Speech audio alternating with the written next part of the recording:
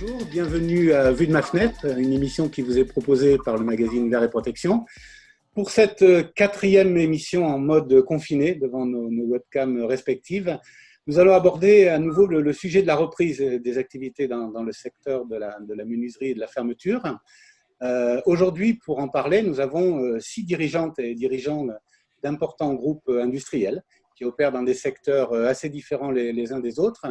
Après avoir évoqué cette reprise avec les réseaux, avec des directeurs d'usines, avec des dirigeants de petites entreprises, aujourd'hui, le but de cette émission est de vous proposer un premier retour d'expérience.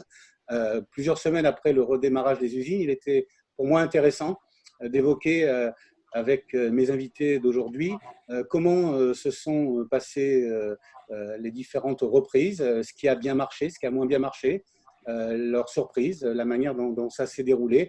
Bref, un premier retour d'expérience. Alors avec nous, 6 participants aujourd'hui. Christine Rioux-Ferrand, vous êtes vice-présidente du groupe Rio Glace. Bonjour. Bonjour Frédéric. Nous avons également la nouvelle directrice générale de Somfy France. Bonjour Angélique Longeret. Bonjour à tous, donc en direct de Haute-Savoie. Également en direct de Savoie, nous avons le président Europe de l'Ouest et Afrique du Nord de VK, Jocelyn Féric. Bonjour. Bonjour Frédéric, bonjour à tous. À vos côtés, Thierry Luce, président du groupe L'Oréal. Bonjour Thierry Luce. Bonjour Frédéric, bonjour à toutes et à tous. Nous avons également François Bourgoin, qui est président du groupe HPG. Bonjour François Bourgoin. Bonjour à tous. Et enfin Gilles Jéromel, qui est directeur commercial France et Export de Tecnal. Bonjour à tous, bonjour Frédéric.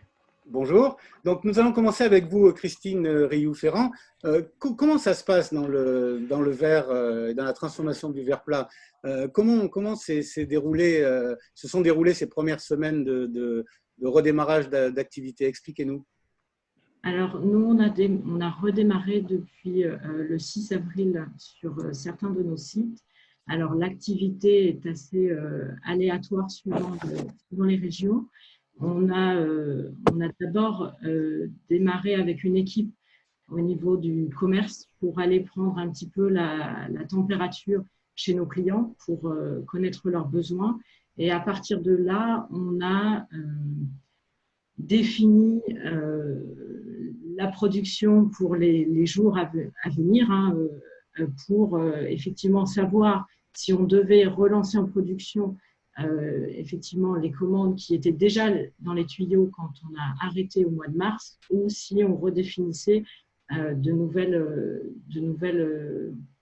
nouvelles opérations et un nouvel ordre de cadencement. Donc, les premiers jours ont été essentiellement de la discussion avec nos clients pour savoir comment on allait opérer au redémarrage de notre production. D'accord. Chez Somfy, Angélique Longeret, comment les choses se sont-elles passées? Notre objectif, c'était bien sûr de reprendre l'activité au plus vite pour soutenir nos clients, nos fournisseurs. Et puis en même temps, on avait une priorité qui était vraiment absolue de redémarrer dans le respect des conditions sanitaires et sociales. Donc, on avait défini un protocole de sécurité qui était renforcé avec les mesures individuelles et puis collectives. Et ça change vraiment notre façon de travailler, notre façon de fonctionner. Et puis, la deuxième étape, nous avons vraiment testé pendant 2 semaines avec des volontaires. Et puis, ça nécessite forcément beaucoup de dialogue, prendre en compte les suggestions des collaborateurs, des représentants du personnel et les appliquer aussi. Et puis, à l'issue de ces tests, les mesures barrières, elles fonctionnaient bien. Et puis, on a pu reprendre l'activité. Ça, c'est notre meilleure récompense. Donc aujourd'hui, depuis lundi, la reprise, elle est vraiment effective de l'outil industriel et logistique.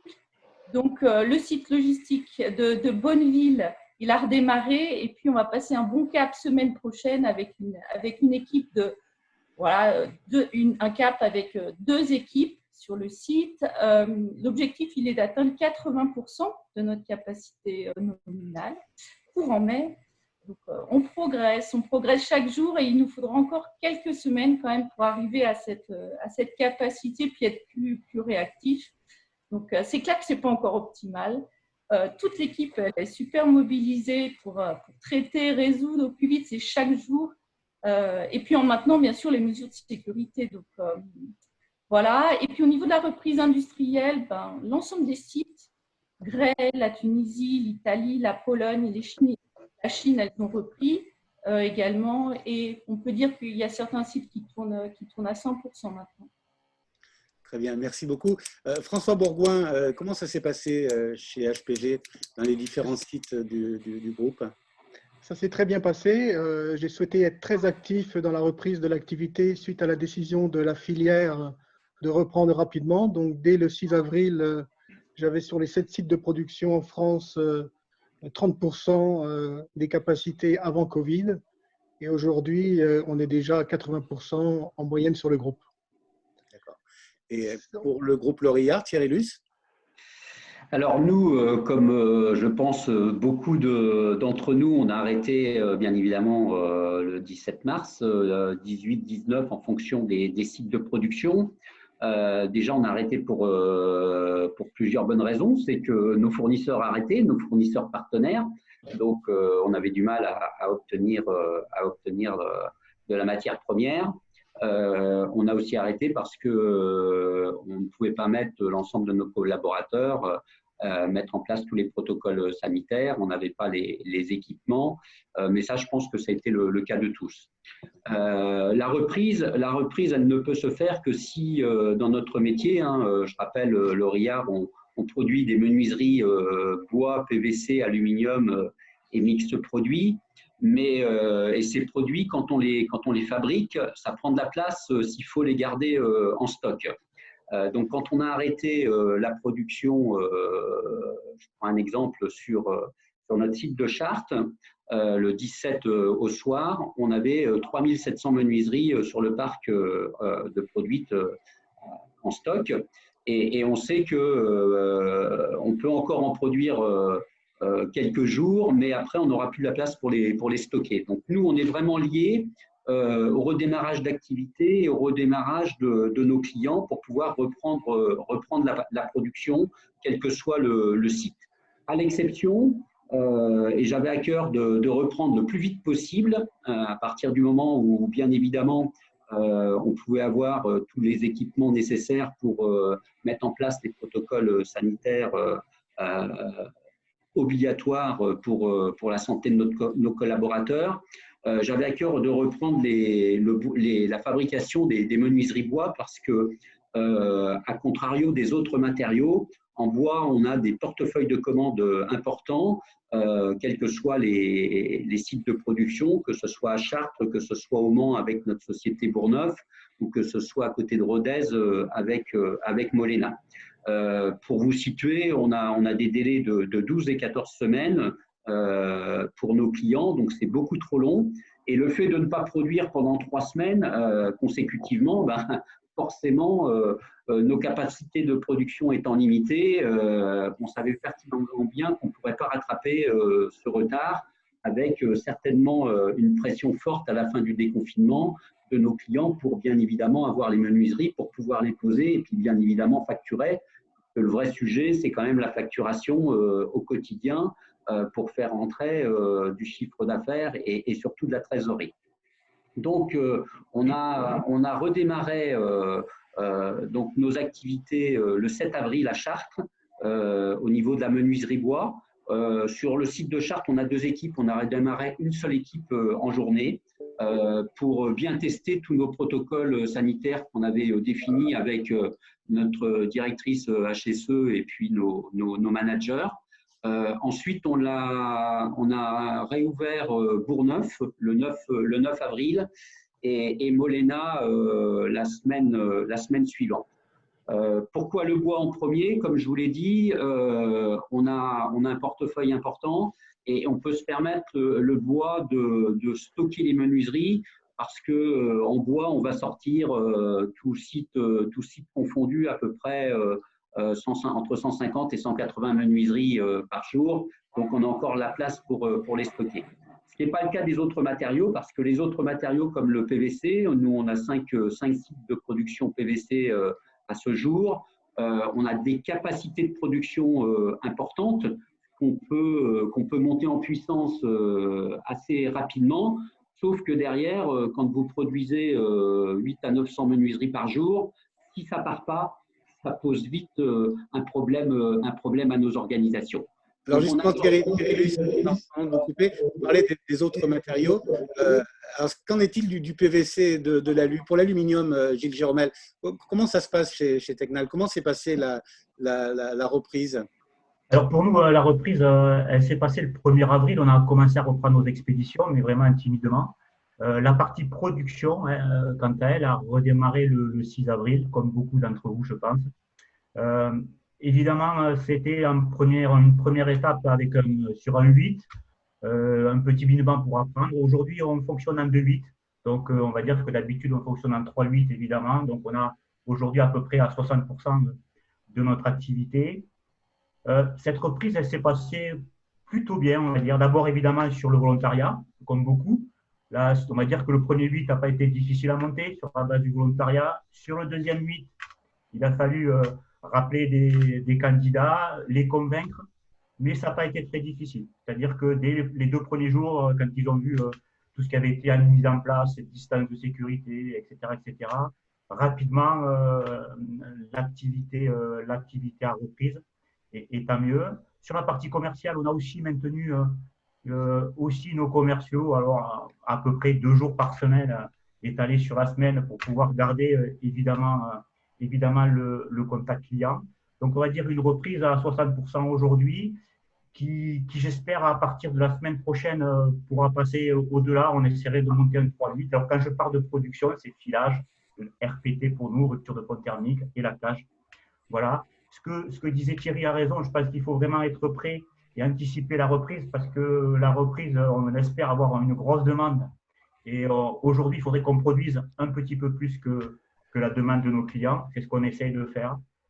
On va dire que la grosse difficulté du moment, elle est presque plus logistique, compte tenu que nos clients sont ouverts de façon très hétérogène.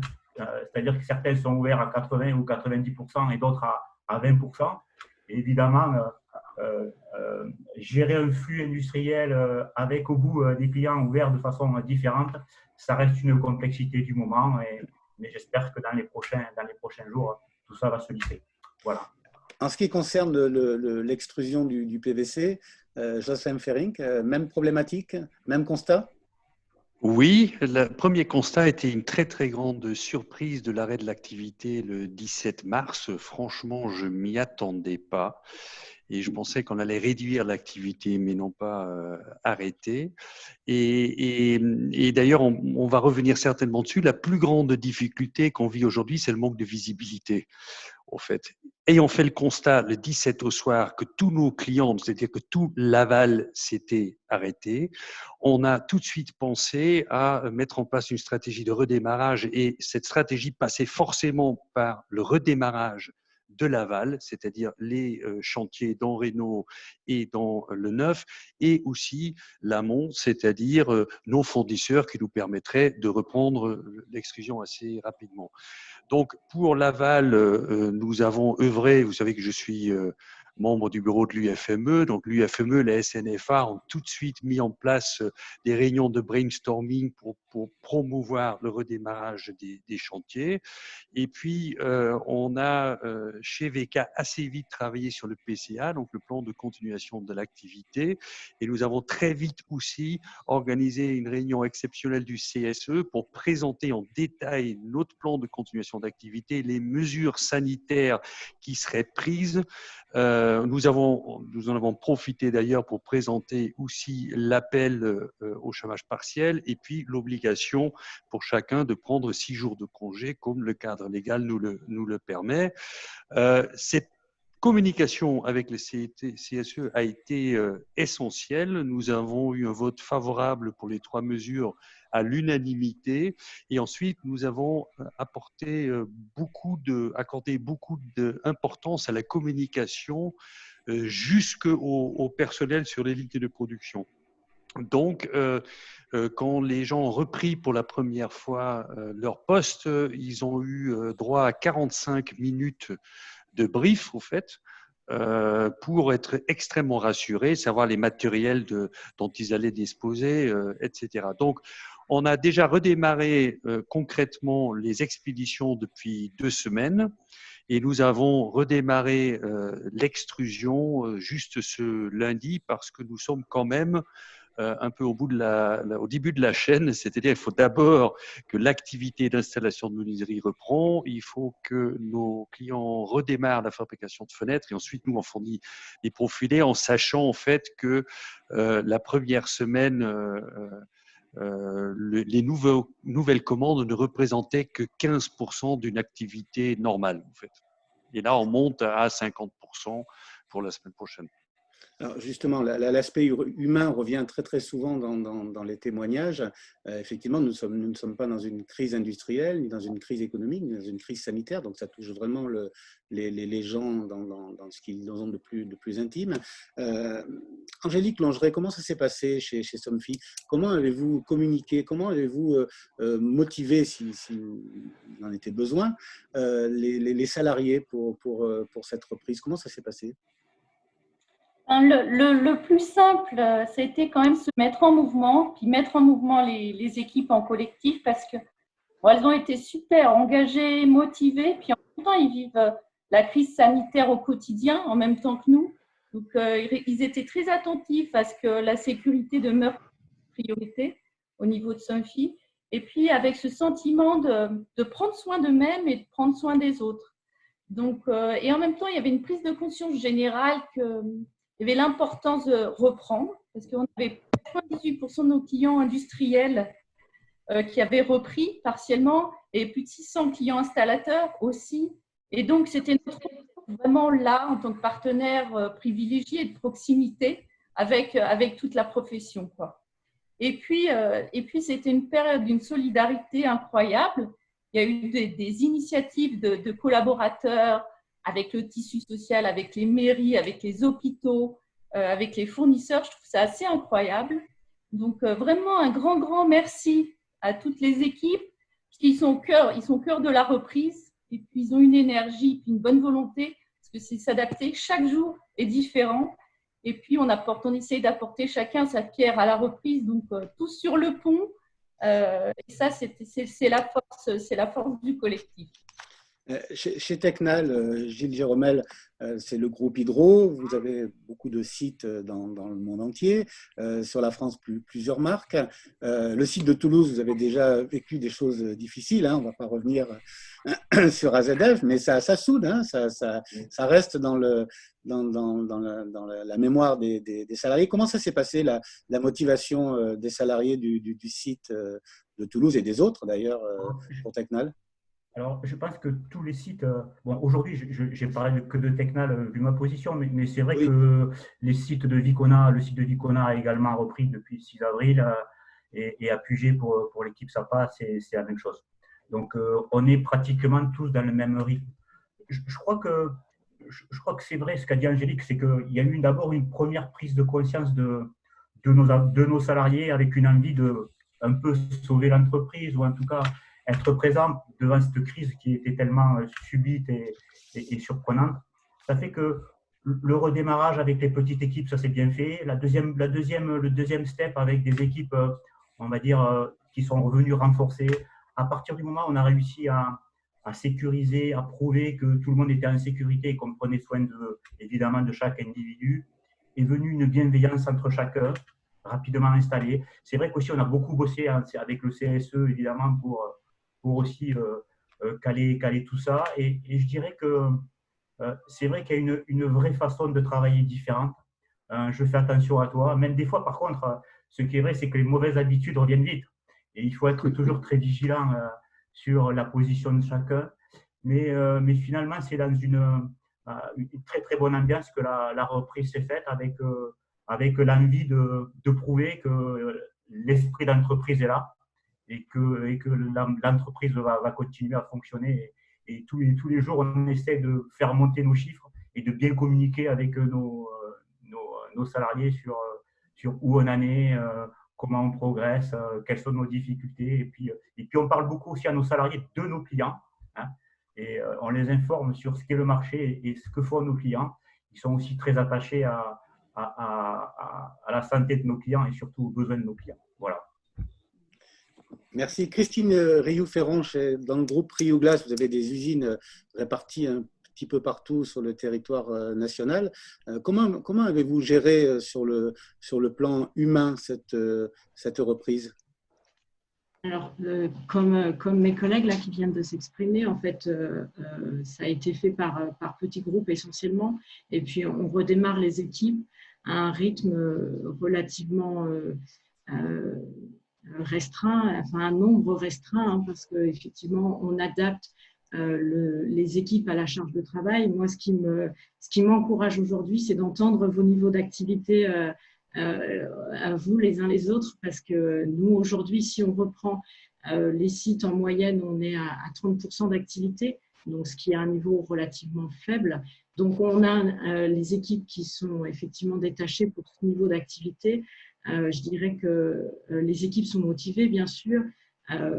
Les protocoles de sécurité qui ont été mis en place, qui ont été, j'allais dire, construits au sein de la branche, avec les branches de Laval également, ont permis de rassurer tout le monde. Donc, on a eu une forte communication avec les équipes à ce sujet pour rassurer tout le monde.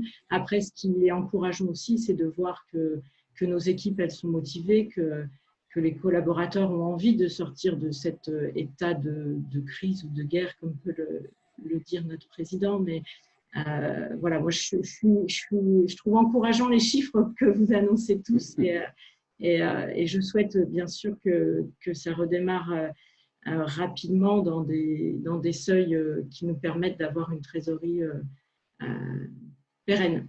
Et Christine Rioux-Ferran, ce sont en partie vos clients, donc c'est peut-être une bonne nouvelle que vos clients fabricants de menuiserie annoncent des chiffres de production intéressants. Thierry Luce, chez Lorillard, vous avez évoqué tout à l'heure plusieurs matériaux, plusieurs sites, vous avez également des réseaux.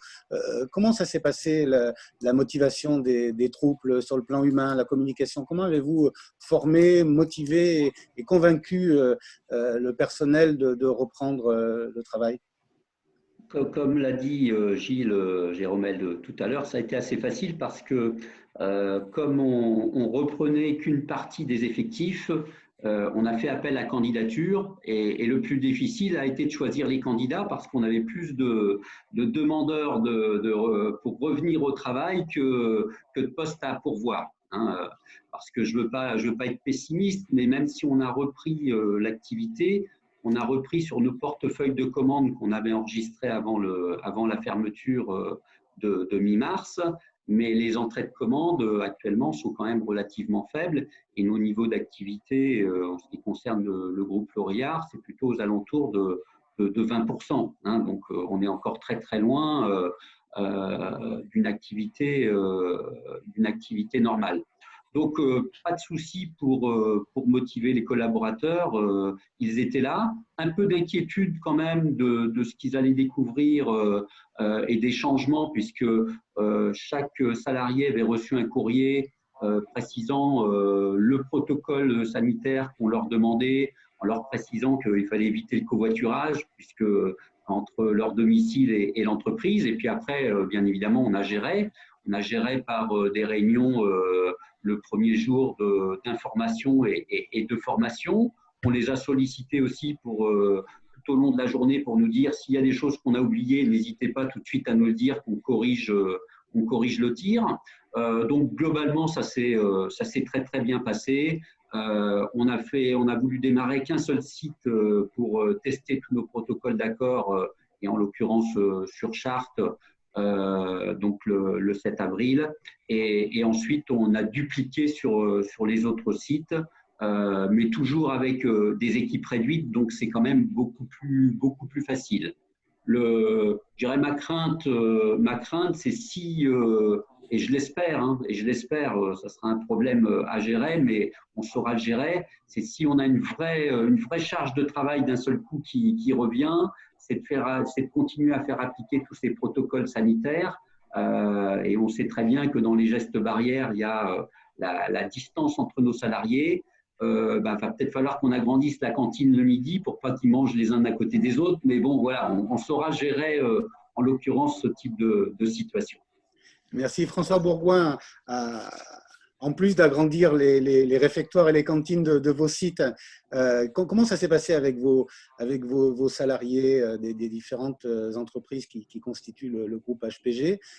Vous avez noté des disparités? Il y a ou sinon, vous avez, comme vos confrères, trouvé motivation et volonté commune de reprendre le travail?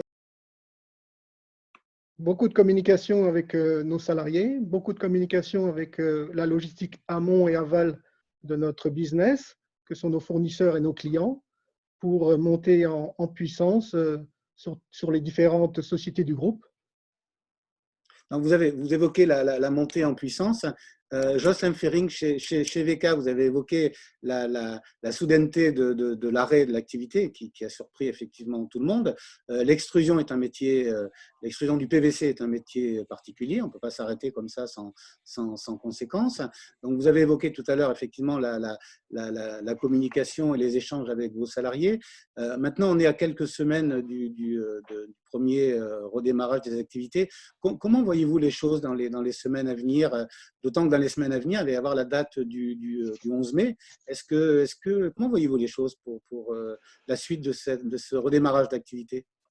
J'ai dit tout à l'heure, ce qui compte chez nous, c'est le redémarrage de l'aval. Et ensuite, l'amont s'organise. Donc, tout dépendra du redémarrage réel de l'activité chez nos clients et donc, en conséquence, nos prévisions de production. Nous avons mis en place un comité des crises qui se réunit de façon très régulière où nous allons décider au fait du niveau de la production pour les jours à venir. Donc, c'est vraiment à très court terme. Donc, la première chose à faire, c'est de communiquer avec ses clients. Nous avons mis en place des webinaires avec la grande majorité de nos clients pour parler de cette phase, mais aussi de leur demander de nous donner des informations sur leur montée en puissance au niveau de leur entrée en commande et de production. Donc ça, c'est un point, je pense, très, très important. La difficulté que nous avons dans notre métier, c'est que notre usine ne peut pas tourner à 25% ou à 20%. Elle doit tourner à 50%, au moins pour que ce soit...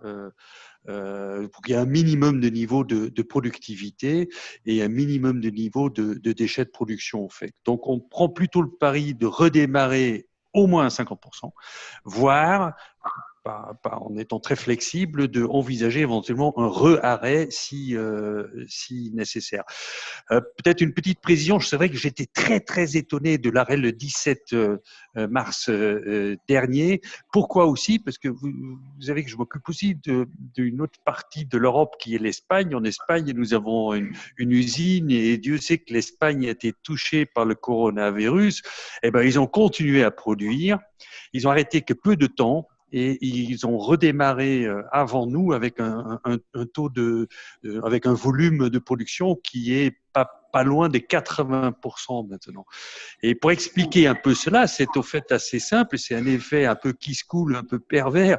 Le système français très solidaire est très intéressant, c'est qu'il y a les prises en charge du chômage partiel de la masse salariale par le gouvernement et les gens touchent 84% net de leur rémunération. En Espagne, à part en Catalogne, mais en Espagne, ce n'est pas le cas. C'est-à-dire qu'au fait, vous arrêtez votre production, vous n'avez pas d'aide de l'État, vous mettez en chômage partiel, mais vous gardez vos coûts salariaux. Et puis, les gens qui souffrent du chômage en Espagne basculent tout de suite dans un régime très dur. C'est-à-dire qu'ils passent à 1 000 euros, quel que soit le niveau de rémunération, à 1 000 euros d'indemnité de chômage par mois. Et si vous êtes marié, vous avez 2 enfants, ça monte à 1 400 euros. Donc, au fait, ce pays-là a plus que nous eu le réflexe de dire oh là là, il y a un risque économique et comptant très fort, et donc je dois faire attention.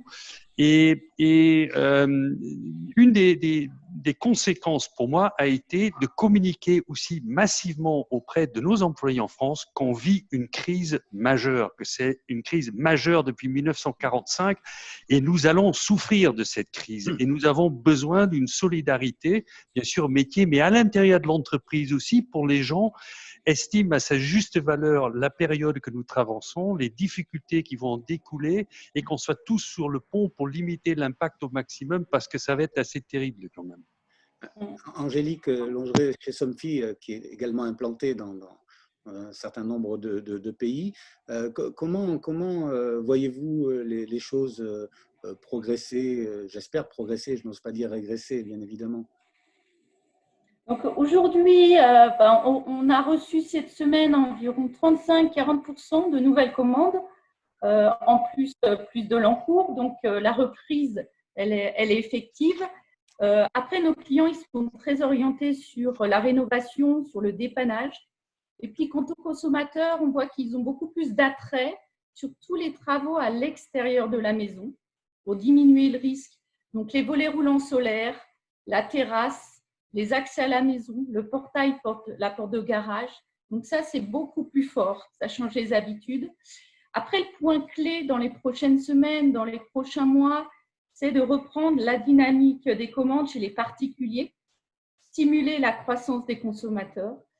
Donc, c'est clair que la reprise, elle va être très progressive. La crise, elle a été violente. Et en même temps, on a des leviers fantastiques parce qu'on a le levier de la maison. La maison, c'est quand même un cocon, c'est le refuge.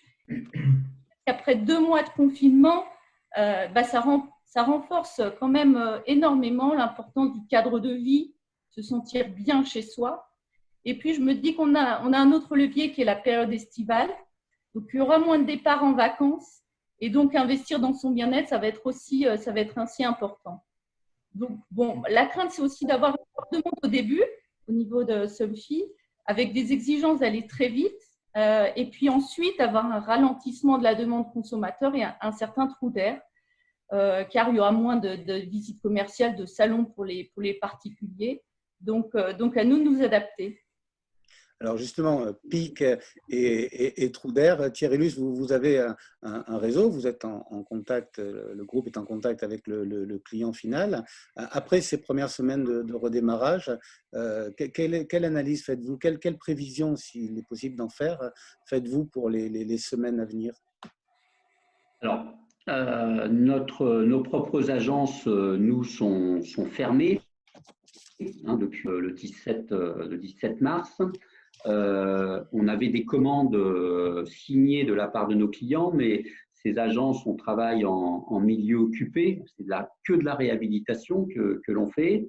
Et on sait bien qu'en réhabilitation, on a la commande, mais il faut aller prendre la cote pour fabriquer les menuiseries.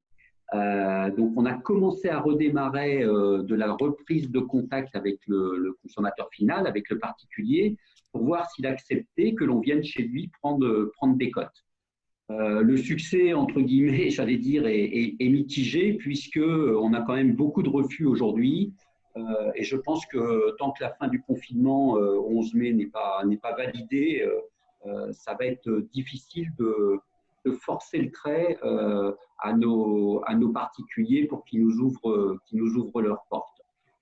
Du côté de mes concessionnaires qui sont un peu plus, je vais dire, à la campagne et non pas en centre-ville, on a plutôt une reprise à hauteur de 50% de ces concessionnaires qui travaillent et on est sollicité sur des livraisons de menuiseries qui sont sur notre parc puisqu'ils ont la visibilité de savoir ce qu'il y a en stock chez nous. Donc, on reprend un peu les livraisons, mais même chose, de leur côté, l'activité commerciale est des plus réduites. Il n'y a pas de foire, il n'y a pas de salon, on n'expose pas les menuiseries dans les centres commerciaux, donc le business commercial est très compliqué. Ça, c'est concernant les réseaux. Après, concernant les chantiers, il y a 2 types de chantiers. Il y a le chantier neuf qui a tendance à redémarrer avec tous les protocoles, bien évidemment, sanitaires, les PS, PPS qu'il faut modifier. Tout ça, ça se met bien en place. Sauf que pour l'Aurillard, là, je ne parle personnellement pour moi, c'est pas le gros de notre activité. Nous, on est vraiment notre activité majeure. Ce sont les milieux occupés. Et je vais vous donner 2 anecdotes. Et j'espère que ça évoluera assez rapidement, mais 2 anecdotes d'hier dans la journée. On a redémarré un chantier où on était en milieu occupé lundi dernier. Mais on pouvait se permettre de redémarrer parce qu'on intervenait à l'extérieur du bâtiment sur la façade. Donc, on avait mis en place tous les protocoles sanitaires, le maître d'ouvrage était d'accord, le maître d'œuvre, etc. Donc, nos équipes, on a fait livrer le matériel nécessaire. Nos équipes étaient sur le chantier. Et hier matin, le chantier a été arrêté par le maître d'ouvrage. Pourquoi ? Parce que c'était des immeubles sur lesquels on travaillait à l'extérieur avec des échafaudages. Et les propriétaires ou locataires se sont plaints au maître d'ouvrage parce que quand il y avait les perceuses qui faisaient un trou dans le mur, forcément, ça résonnait un petit peu. Et bien évidemment, je peux vraiment entendre et comprendre que les propriétaires et locataires, 1 heure de travaux ou de travail, pardon, ça pouvait certainement passer, mais du bruit toute la journée, des gens sur les échafaudages qui montent et qui descendent devant vos fenêtres, c'est certainement pas très agréable. Donc, le maître d'ouvrage a pris la décision d'arrêter le chantier. Donc, je pense que ça va être un petit peu plus difficile, un peu plus long sur la partie réhabilitation en milieu occupé, sur lequel je pense qu'il va y avoir une vraie inertie. Deuxième anecdote pour préciser cette inertie, c'est on travaille bien évidemment en fourniture seule de menuiserie auprès des entreprises générales et on a appelé bien évidemment nos clients et une entreprise générale m'a rapporté qu'ils avaient eu un maître d'ouvrage public qui lui a dit « mais de toute manière, il n'y a aucun de mes chantiers que je vais rouvrir avant le mois de septembre ».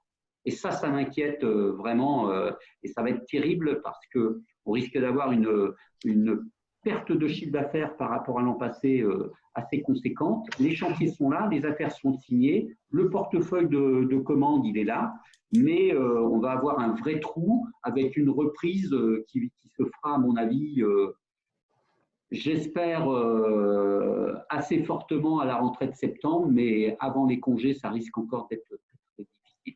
Merci Thierry. Personnel, ça n'engage que moi. François Bourgoin, même constat pour vos clients et les clients de vos clients. Comment voyez-vous les semaines à venir et la période post-confinement? Même constat partiellement. Les carnets de commandes d'HPG sont importants aujourd'hui, de l'ordre de 7 à 12 semaines. On a une entrée de commande en moyenne de 40 à 50% en comparaison avant Covid. Donc l'activité est aujourd'hui forte en production. Ce que j'anticipe, c'est vraiment un trou commercial, parce qu'aujourd'hui, on vit sur une activité commerciale post-Covid.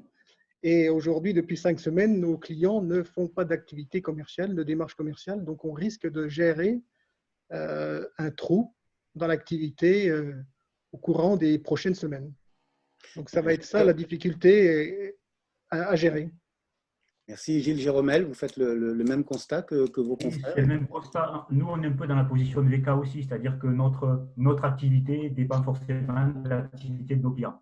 Alors, 2 choses à ce sujet-là. Moi, j'ai créé un groupe de clients qui est le Comité national des aluminiers que je réunis tous les jeudis par Skype, évidemment, par Skype. Et tous les jeudis, je me sers d'eux pour prendre la température et les écouter pour avoir les signes du marché.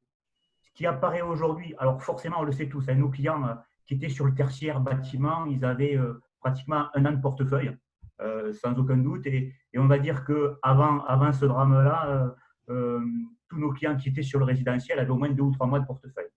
Ça veut dire que quand je les écoute aujourd'hui, ils me disent ça redémarre. Alors sur les chantiers tertiaires, ça se réouvre petit à petit. C'est des grosses négos pour savoir qui va prendre les surcoûts, etc., etc. Mais ça démarre petit à petit.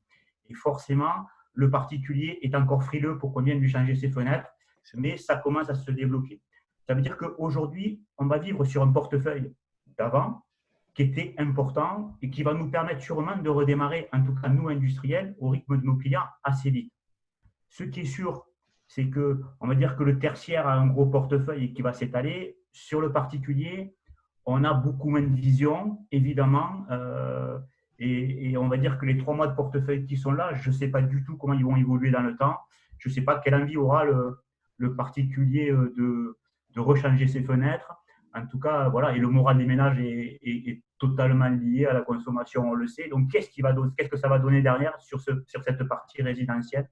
ça reste un peu la plus grosse des interrogations sur le court terme pour ces entreprises-là, c'est sûr. Alors, justement, vos différents témoignages concordent, hein. On se retrouve un peu sur les mêmes éléments, à savoir une volonté de redémarrer, des outils, des commandes qui étaient là, une activité qui était extrêmement forte avant l'arrêt, mais aussi une crainte, une absence de visibilité.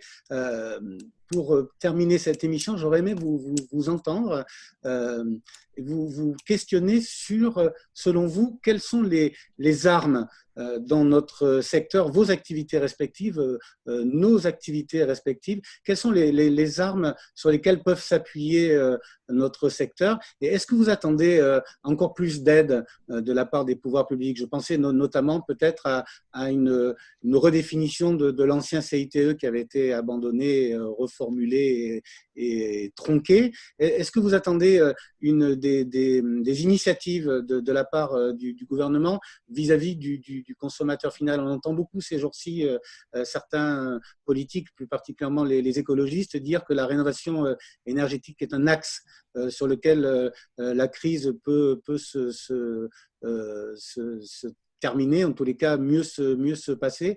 Quelles est, selon vous, les armes dont vous disposez, Angélique Longeret? Ben, c'est sûr, bon, on a toujours vraiment à cœur d'accompagner nos clients et puis d'être avec la profession. Donc, nous, on prépare nos nouvelles équipes d'accompagnement pour faciliter la reprise. Mais c'est clair que si les pouvoirs publics ils pouvaient actionner des mesures pour relancer la consommation, pour relancer, stimuler les consommateurs, ça va définitivement nous aider, quoi. Christine Rioux-Ferrand?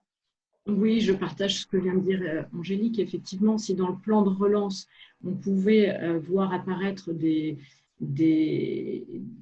choses sur la rénovation énergétique notamment, voilà, ça aiderait bon nombre d'entreprises et le secteur en général. Et il faut que nous arrivions aussi à mettre en avant notre savoir-faire, l'excellence à la française. On a quand même bon nombre d'entreprises de la filière qui sont françaises et il faut qu'on défende nos emplois. Et si je peux me permettre un aparté sur un sujet alors, qui ne nous concerne peut-être pas tous, mais qui nous concerne nous à notre niveau, c'est le PGE. Si je pouvais voilà, faire entendre au pouvoir public qu'il faut qu'ils étalent à l'image de ce qu'a fait l'Italie et l'Allemagne, qu'ils étalent la dette liée au PGE sur 10 ans et non pas sur 5 ans, ça aiderait également bon nombre d'entreprises. Jocelyn Ferring? Alors, on peut agir à deux niveaux. D'abord, il y a ce que nous pouvons faire nous-mêmes. On a dit tout à l'heure que les gens seront restés assez longtemps confinés dans leur espace de vie et je pense qu'ils ont un projet d'embellir cet espace de vie. Il y a aussi un phénomène suite à cette crise, à ce confinement, c'est que les gens ne peuvent plus dépenser leur argent pour aller en voyage, pour aller dans les hôtels, pour aller dans les restaurants, etc. Et on voit qu'il y a une croissance assez forte actuellement de l'épargne. Donc c'est peut-être le moment de communiquer massivement sur l'embellissement de son espace de vie. On voit aussi beaucoup de gens qui se mettent à faire des potagers, etc. Donc, c'est peut-être le moment, plutôt que de couper les budgets marketing et communication, d'investir massivement et avec un peu de chance. En plus, les tarifs devraient être un peu plus bas. Voilà, je te vois heureux. Ça, c'est bien. Donc, ça, c'est ce qu'on peut faire, nous, et ce qu'on devrait faire. Et ensuite, il y a ce que l'État peut faire. Et je pense qu'à différents niveaux, que ce soit sur le segment du neuf, accélération d'attribution de permis de construire, peut-être revoir le COS, toutes ces choses-là, lancer des programmes de rénovation des casernes, des universités, etc. Et je pense qu'il y a plein de choses qu'on peut attendre de l'État. Et pour la partie rénovation, effectivement, là, la possibilité de remettre sur les rails un crédit d'impôt digne de ce nom, déclencher des plans de rénovation généralisée, arrêter ou obliger la rénovation de passoires thermiques, etc., etc. Donc, il y a bien, de mon point de vue, un besoin absolu pour que l'État intervienne dans cette période des crises ou dans l'amorcement de la période post-crise. François Bourgoin, même constat, un besoin d'un plan Marshall de l'habitat dans les semaines, les mois, voire les années qui vont arriver? Oui, tout à fait. Et en complément, j'attends de nos gouvernants beaucoup de pragmatisme et de la stabilité dans les décisions, qu'elles soient moins court-termistes, qu'on se projette un peu plus et qu'on puisse mettre notre organisation plus dans des organisations à moyen et long terme et moins court-termistes. Gilles Jéromel? Oui, moi je suis aussi d'accord, c'est-à-dire que ça dépend d'abord de nous, hein. Il va falloir aussi recommuniquer sur la fenêtre, parler beaucoup de la fenêtre, parce qu'effectivement, on le sait, le particulier a besoin de ça, et reparler de la fenêtre en septembre sera sûrement un besoin pour nous tous. Après, concernant l'aide gouvernementale, oui, forcément, un CITE un peu plus dynamique, un peu plus incitatif, on en a tous envie, c'est évident, et peut-être pas attendre 2021, hein. Il faut peut-être avoir un décret beaucoup plus rapide qu'attendre la prochaine commission de finances. Ça, c'est la première chose. Et puis après, je pense qu'il faut aussi, en tout cas pour la profession ALU, c'est supporter tout ce qui est public, hein, lycée, collège, rénovation, voilà, puisque la commande publique fait partie quand même grandement de notre activité. Et je crois que là, pas forcément la faire grossir, mais en tout cas l'accélérer, hein, puisque aujourd'hui, on voit beaucoup de chantiers publics sont fermés. Il faut accélérer ça parce que plus vite on redémarrera et plus vite on amortira cette crise. Ça, c'est une évidence. Voilà. Merci. Donc, incitation aux consommateurs à se tourner vers des solutions plus vertueuses. Une commande publique en soutien. Thierry Luce, j'imagine que vous souscrivez à ces vœux. Oui, bah bien sûr, bien évidemment. Moi, comme le disait Joss tout à l'heure, le particulier n'a jamais autant épargné depuis 2 mois. Hein. Alors c'est vrai qu'il n'a pas beaucoup d'occasions pour dépenser son argent. Donc, quelque part, je ne suis pas inquiet sur le marché du particulier. Je pense qu'il va revenir dans nos magasins, il va effectivement embellir son habitat. D'ailleurs, avant l'arrêt du coronavirus, le marché du particulier était reparti, et on n'avait pas de crédit d'impôt, on n'avait plus de crédit d'impôt. Donc moi, je ne suis pas inquiet par rapport à ça. C'est plutôt la commande publique, parce que, bien évidemment, l'État, par obligation, est en train de distribuer quand même pas mal de milliards d'euros, et j'ai un peu peur que sur des programmes liés au bâtiment, que ce soit en rénovation, que ce soit des programmes de neuf. En tout cas, la commande publique, est-ce que les budgets seront maintenus? Est-ce qu'ils seront augmentés? Est-ce qu'ils seront diminués? Ça va être la grande interrogation. On sait très bien que le bâtiment est un des gros pourvoyeurs de l'emploi en France.